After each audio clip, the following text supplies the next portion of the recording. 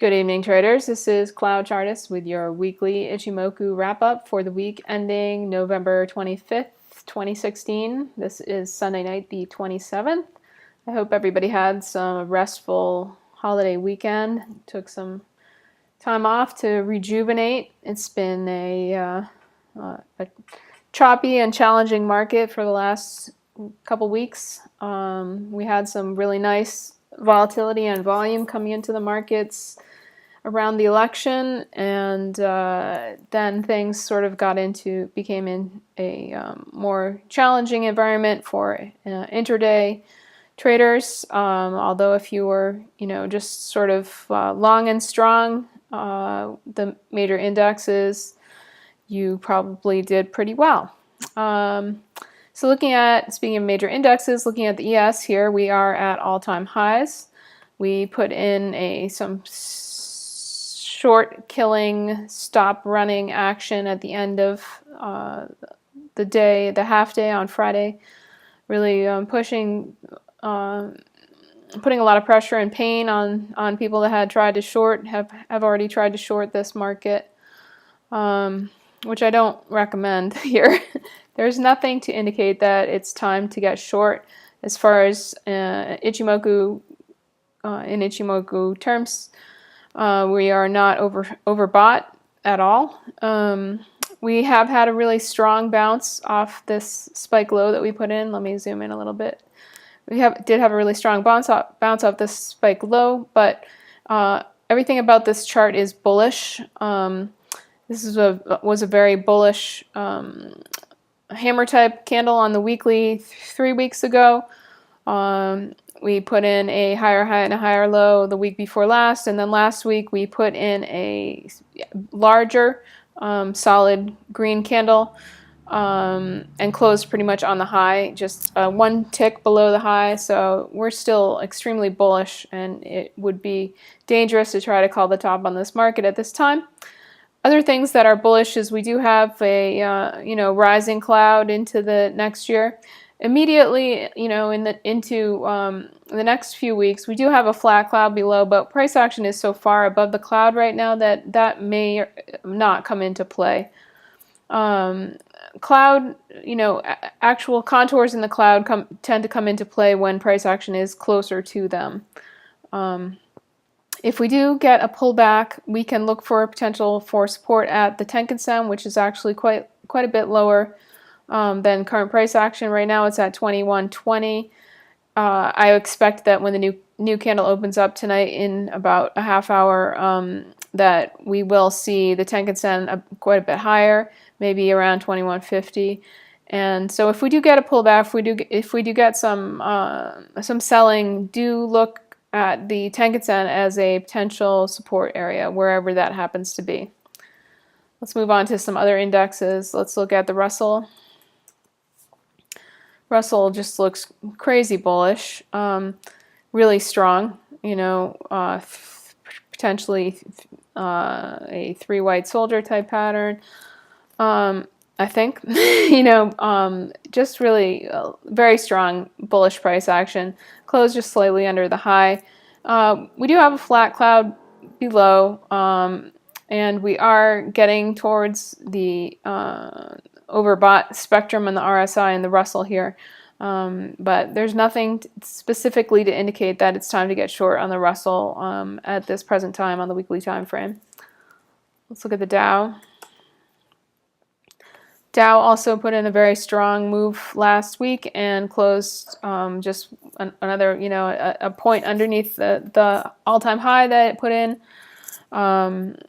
We do, again, have a flat cloud below, but until something else indicates that it's time for a pullback, this chart is fully bullish. We're getting close to oversold here on the RSI, so do keep an eye on that if we do get into that, into the 70 range in the RSI. We haven't been there in a really long time. If we were to scroll out, you'll see that we haven't. Did I say oversold? I meant overbought. I don't know what I said, but I might have said oversold. We haven't hit the overbought territory in a while. The last time we were sort of at a similar level to here, we did get a pullback. This was here, let's zoom in on this price action to see it's sort of similar to what we have now. This really strong uptrend, but these candles were a lot smaller and more hesitant looking than what we have going on right now before this pullback happened. So the character of the candles that we're working with at the moment are just much more bullish. Let's go back over there. I mean, we did seem to, put in a potential doji for requesting a potential for a trend change, but then we just put in this really solid, strong candle to the upside. Let's look at the NASDAQ. NASDAQ looks, it had been leading as far as bullishness previously, but it does look a little bit less extreme in its bullishness than the other indexes, and it did fail to put in a new all-time high last week. Bit more of a topping tail. We can see that this area is obviously a strong resistance area for the NASDAQ. We failed to get over this 4870 area, which is exactly where we closed for all of these different weeks. So we could see some resistance in this area on the NASDAQ. If we do get a pullback, we could expect to find support at the Tenkan Sen, which is currently at 47.39, and we'll see where that opens up when the new candle opens up. I'm going to guess it's going to be quite a bit higher, maybe around 4,800. But we shall see. Let's move on to, let's see, NASDAQ, Dow, Russell. I think I nailed the major indexes there. Let's look at crude. How about that? So we have this big OPEC question mark going on in the crude markets right now. I did see some news, some zero edge related news that the meeting was potentially a bust.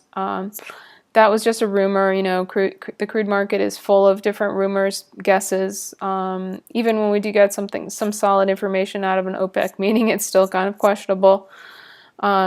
So we'll see what happens with the OPEC meeting. But for just on a purely technical Ichimoku basis, we do have a potential topping gravestone type candle here.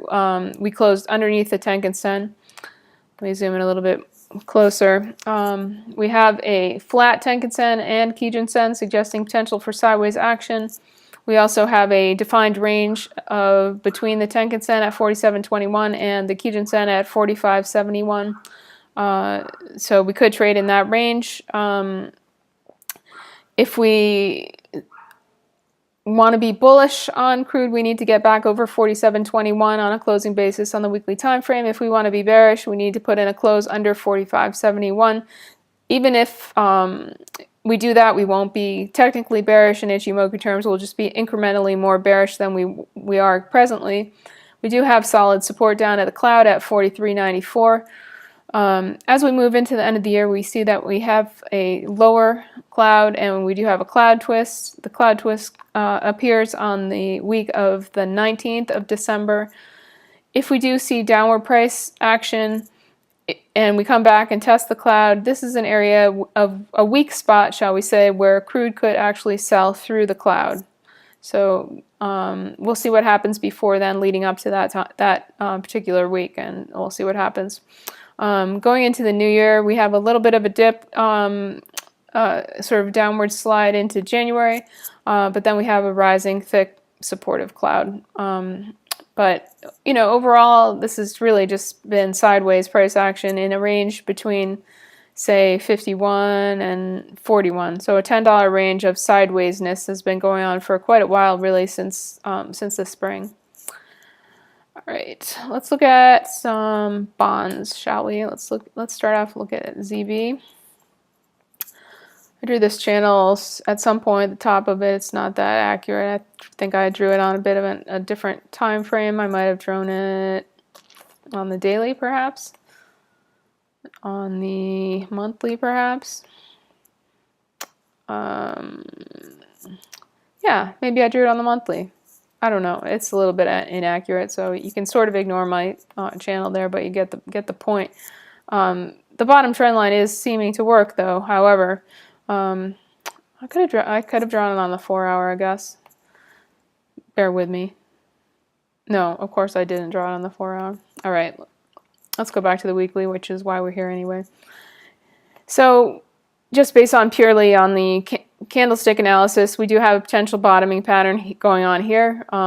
Pretty sizable bottoming tail on this candle.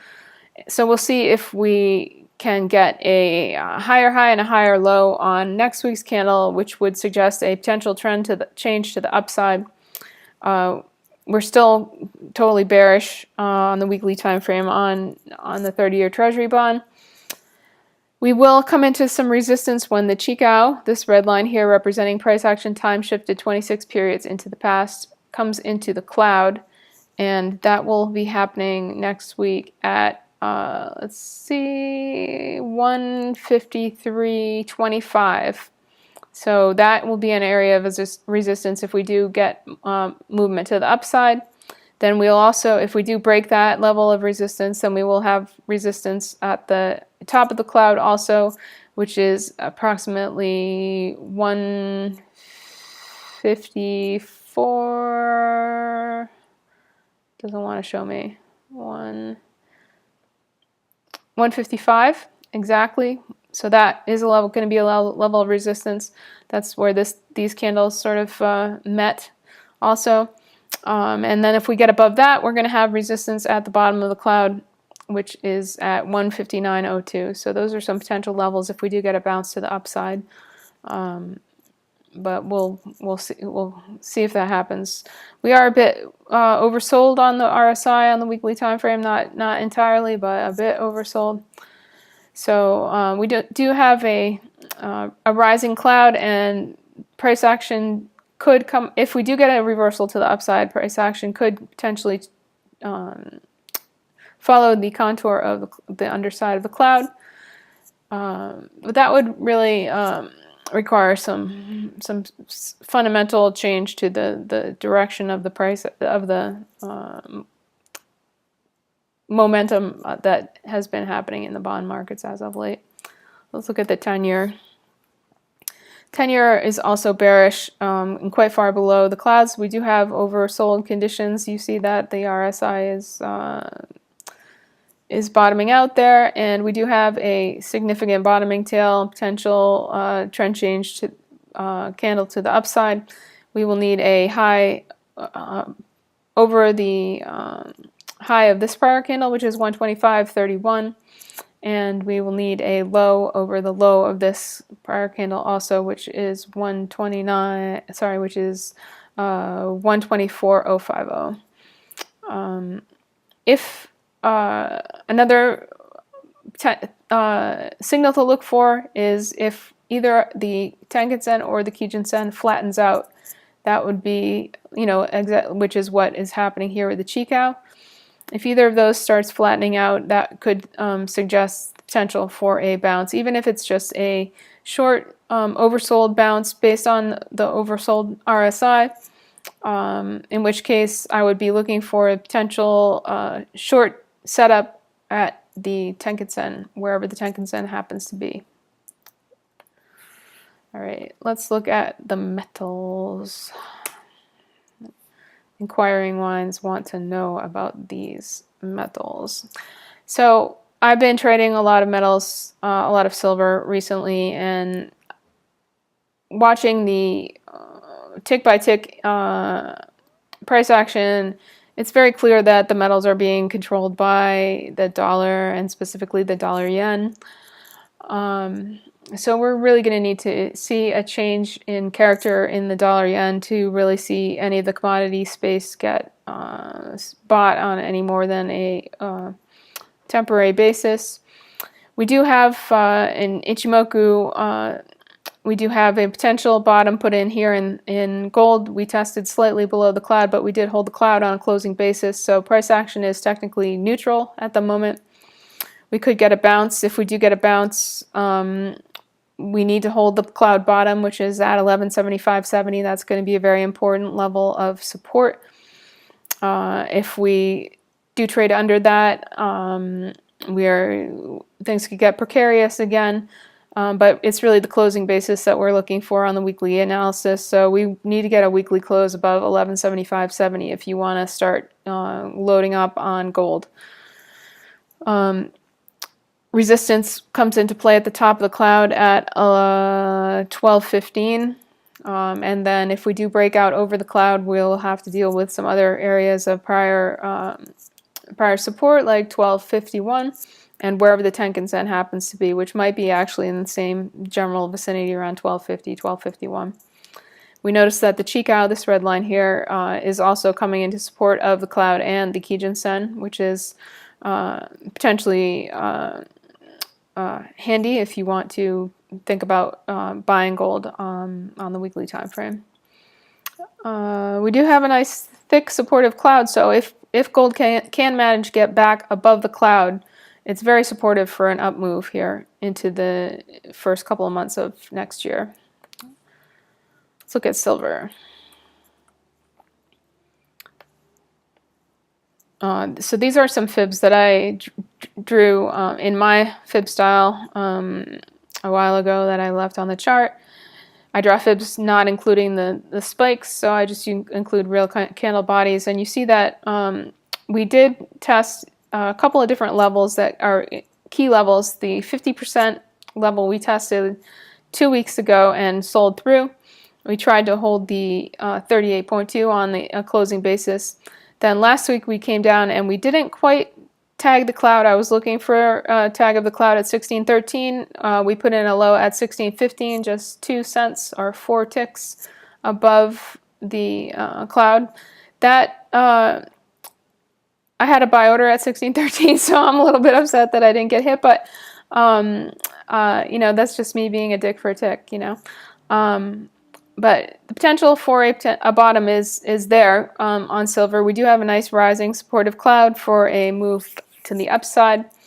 However, that move could be thwarted by the Tenkan Sen, and also some other key resistance levels could be the 50% level of this range. You can see that was support and resistance back in last May. That's at 1711. And then the 61.8 is at 1789, and that's probably approximately where the Tenkan Sen is going to be also. The Tenkan Sen might be slightly lower, but around 1789, 1790. So those are some key resistance levels if we do get bought to the upside. If we do not, you know, if we do find that more sellers come in and we retest the lows, then we have, you know, we have a slightly different support level. It's going to be at 16.15.9 this week because the cloud is slightly higher this week, where this week's candle is going to be. And then we have also support at the bottom of the cloud at 15.84. So if we do find more selling, that 15.84 level is really important if you want to be bullish on silver. If we do lose that on a closing basis, we could see much lower prices from here. Let me zoom out. You know, we could see this 1537 level come into play. We could see this 1469 level come into play, which was previously important. We had a lot of consolidation. This consolidation in that area last year, in 2015. And then we had also consolidation way down here in the, you know, around 14, slightly under 14 too. So there's a lot of downside levels that could come into play if we do lose the cloud on a closing basis on silver. So, you know, be really cautious before you decide to go all in on silver on this time frame. All right. Let's look at, since we're on the subject, let's look at the dollar yen.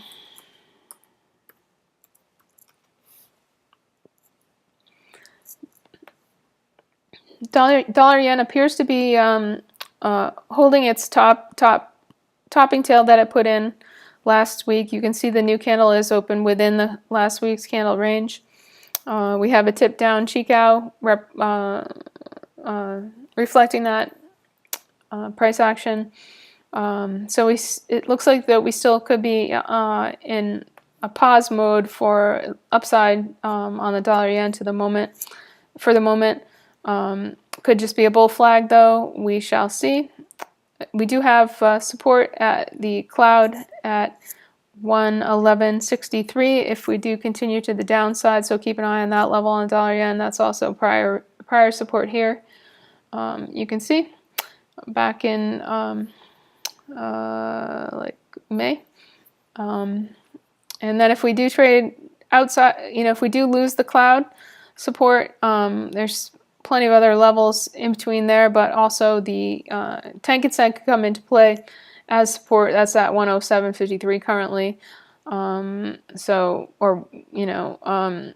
Keep an eye on that level if we do see significant selling. If we trade under the cloud for the dollar yen, I would be much more convinced that the dollar's in a topping type situation for anything more than a brief moment. Let's look at the dollar itself, the dollar futures, the DX contract, which is arguably not the dollar itself, but bear with me. Let me hide my drawings.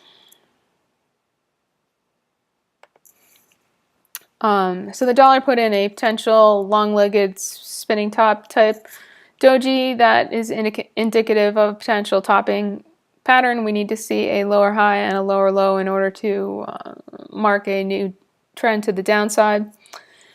You can see that we do have a significant gap down here, so if we do get some downside price action, that would be the first target that I would be, well, we do, not necessarily the first target, but a significant target, so that would be down at like 98, 97.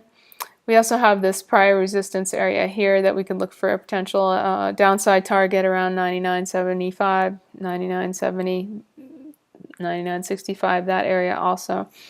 We do have a flat cloud that's flat all the way into the beginning of next year. This has really been, really incredible price action to the upside. It would be really nice to see a breather in the dollar for many reasons. Be very helpful for the American business, for the dollar to chill out a little bit. We are pretty close to overbought, or we did get pretty close to overbought here, but not fully overbought on the RSI. Let's, I'm going to wrap it up there. I don't think I forgot anything. I appreciate you watching my video. If you're interested in being notified when I do release new videos, do subscribe to my YouTube channel. If you have any questions or you're interested in learning more about Ichimoku, I do have a chat room where I teach Ichimoku 8 to 4, 4:30, 5 every day. You can find out more about that on my website, CloudChartist.com.